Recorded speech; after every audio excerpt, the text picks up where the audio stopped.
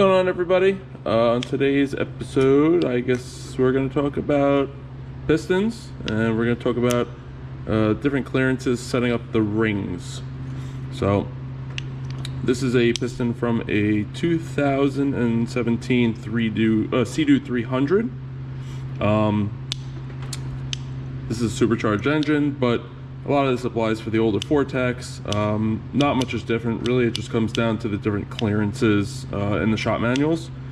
We already have our oil ring in here. We got our two oil scraper rings. We got our, there it is. This is our taper face ring.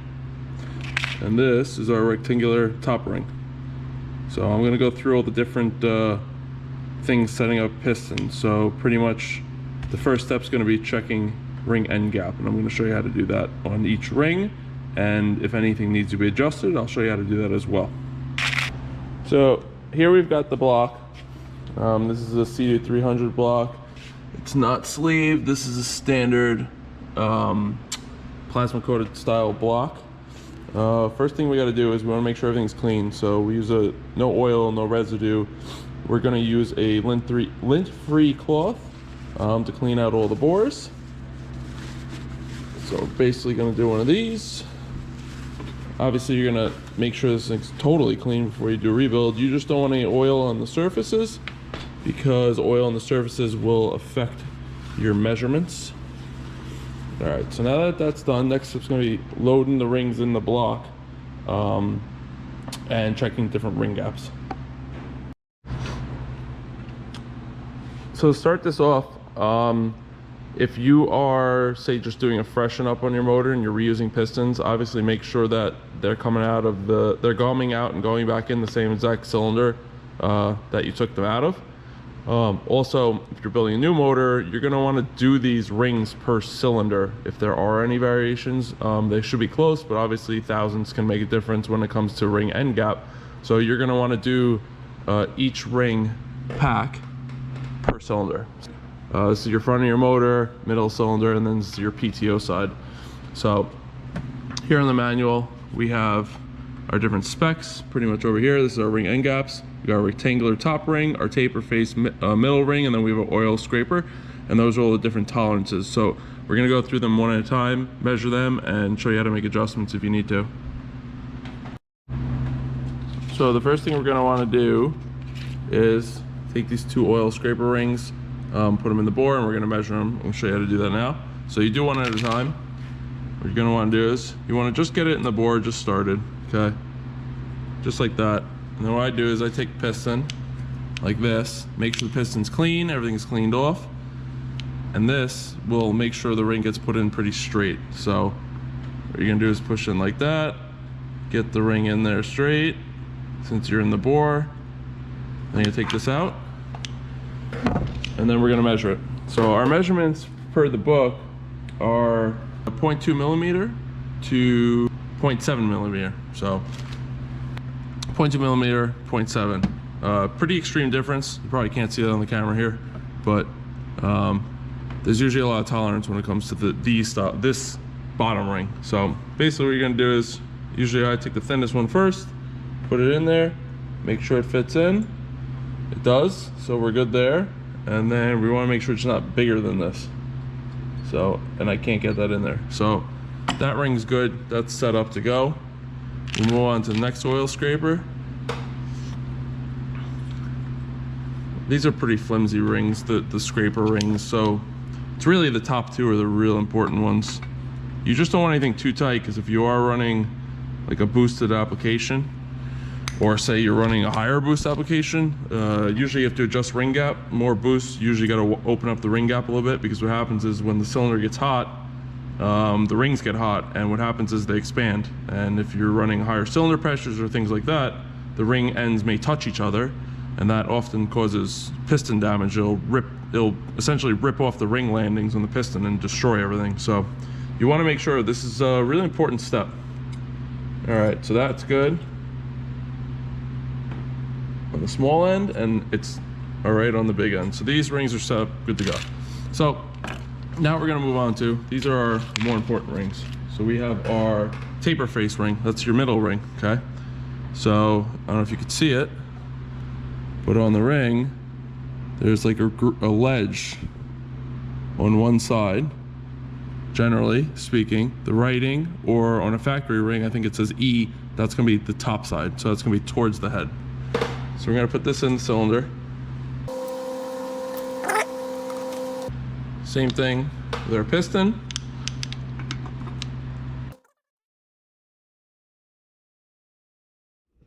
So we're gonna move on to our taper face ring here. That's your middle ring. For 300, we want a clearance of 0.35 millimeter to 0.55 millimeter. So we got these two set up here, and I'll show you what we gotta do. I'm gonna zoom in here. So let me get this set up. So we're gonna go on the small side first. Now, I don't know if you can see in there, ring set up, you could see the ring end gap. So basically, what you're gonna do is, let's get a little more light in here. You could see, we have our ring end gap. We're gonna go with the small size first. We're gonna go put it in the groove. Well, this is a little too tight. So we're going to have to file this ring. So there is a right and wrong way to do rings. First thing you're not going to want to do is you don't want to push both in together and do both at once. You're going to do one side. So what you're going to do is you put the ring in like this. You hold it with one side. You're going to make sure the ring sits flat, and you're going to grind like maybe 10 turns. Just a couple turns to start with. So I just want to go over this again, make sure that I explained it correctly so that everybody kind of understands. When you're putting the ring on here, some guys do it on this side, some guys do it on this side. It doesn't really matter as long as you keep this edge square onto this face, push down and up against here.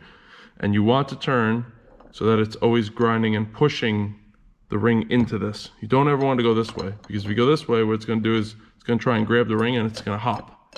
When the ring hops, you're not going to get a square edge, and you're going to have all sorts of issues. You could even obviously crack a ring, which you don't want to do because that's not fun when you're putting a motor together and you don't have extra rings.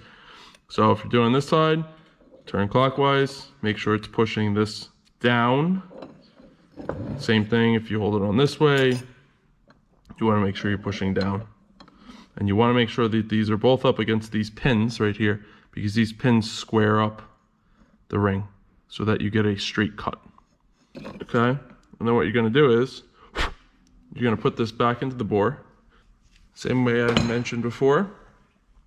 You're going to put the ring in like this. You're going to use the piston. Make sure the ring is pushed in square. Like so. And then we're going to recheck. This may take a couple tries to get it close. This wasn't too far. This one's still a little tight, so we're going to give it a little more grinding. For this time, we're going to consistently keep it on the same side of the ring, but we're going to hold down again, and maybe we'll give it 10 turns this time. And we're going to recheck. Also, make sure you clean the ring after you grind it, because there is going to be a little material on it. So we got this ring cut. Takes a little patience sometimes. There's the ring in the groove.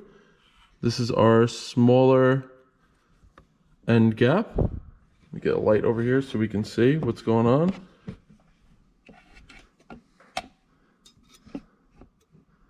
There's our gap.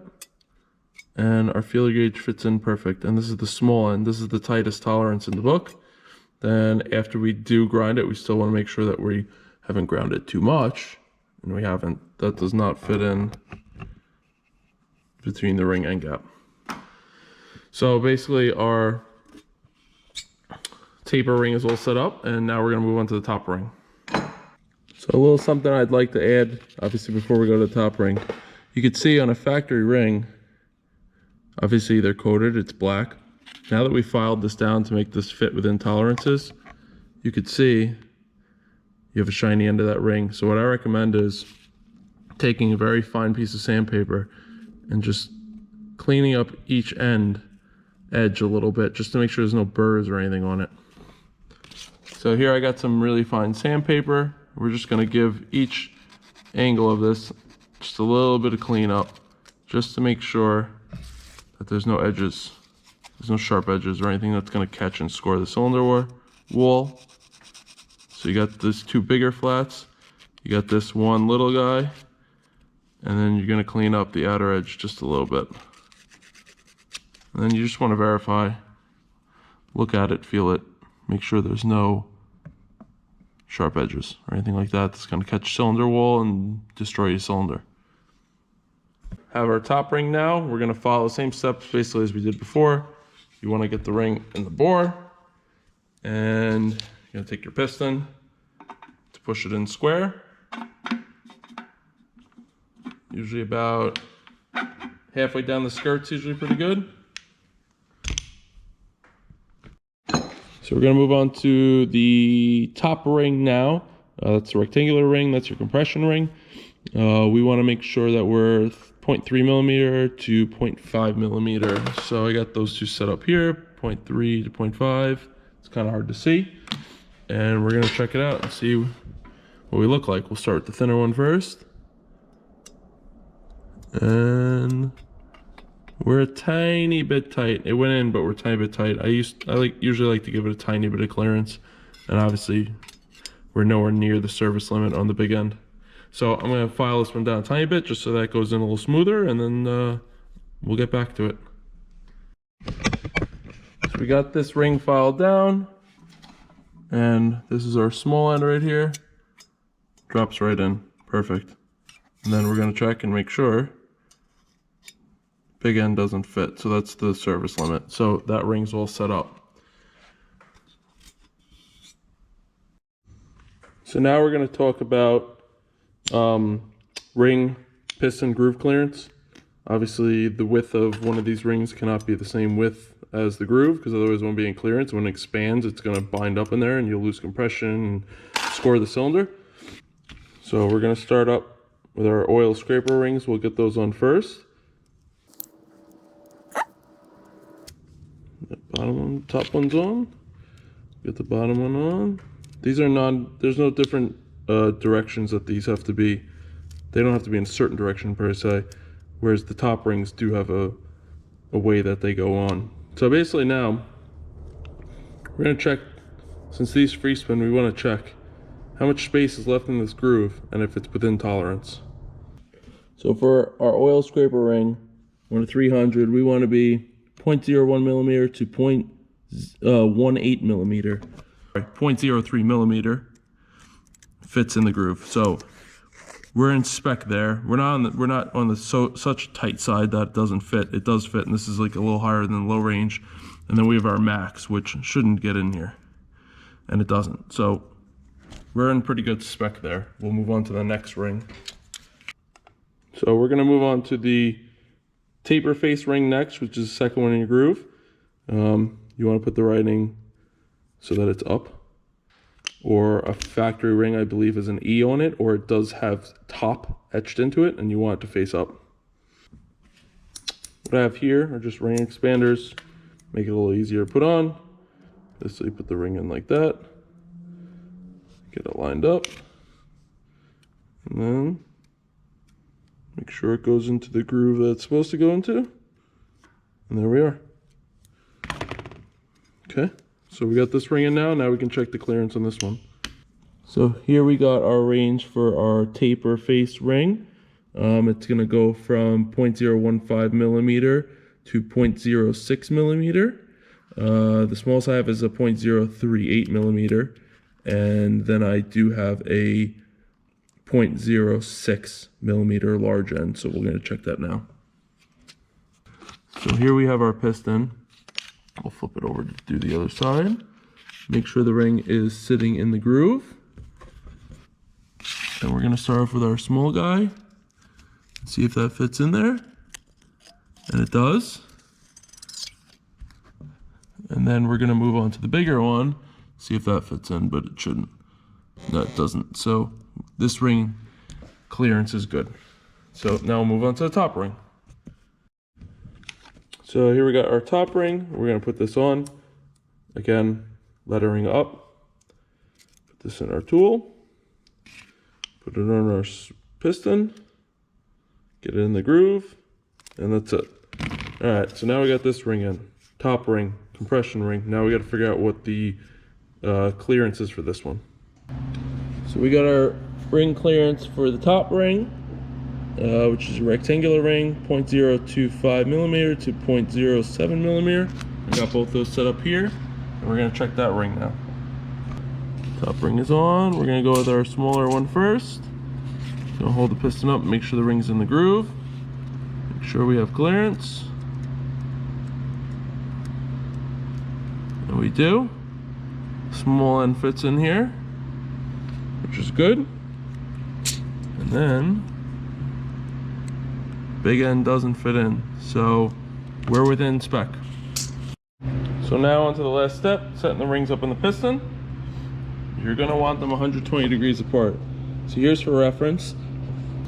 They are about equidistant from each other. So right about here, here's your arrow. Right about here is your oil scraper rings lined up. This is going to be your second taper ring lined up. And then over here is going to be your top rectangular compression ring lined up.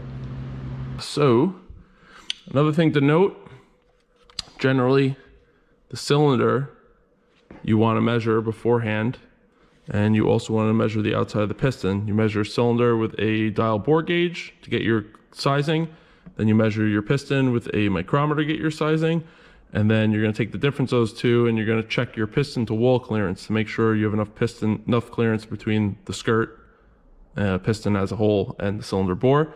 Generally that's something your machinist does, either when you're honing a block or boring a block. Obviously this is a plasma coat block, so you can't really do any of that with that, so it should be pretty dead on from factory. But if you're using aftermarket pistons or something like that, definitely want to check pistons, make sure they're on a different size. I might get into that with another video, but this video really was just kind of showing you how to set up rings and what angle to put them on and filing them to make sure they fit properly. So we got our piston set up, got our oil scraper ring gap there in relation to the arrow. There's the arrow goes towards the exhaust side, which is over here. So we got the scraper, we got our taper face second ring, and then we got our compression top ring, and that all reconciles to how the diagram wants it in the manual. So the first thing you're going to want to do is you're going to want to make sure there's oil in the cylinder. So I usually use a syringe. I don't know, it's easy to contain it. I oil up the cylinder. And make sure you want to get all the way down in there. Also make sure your hands are clean. This block has thoroughly been cleaned, so it's good to go. All right, so we got that all done. Now what we're going to want to do is, we got our piston. We're going to want to lubricate the skirts, all the rings, and this skirt, and your wrist pin. So what I like to do is, kind of like to just put a little bit all over it. You have to reline the rings up, because usually I'll do one of these. Kind of just get all the rings lubricated, all the inner grooves, put some oil in there on each one, get everything lubricated. Also, I like to put some in the oil ring, just so it doesn't start up dry. Make sure the oil ring has oil in it. Gonna get a little oil in the skirts. And then finally, we're gonna get some oil in this wrist pin. There's some little holes in here I like to pour a little bit in. Do one of these, move it around. Get on the other side. There's another oiling hole right there. Fill that up.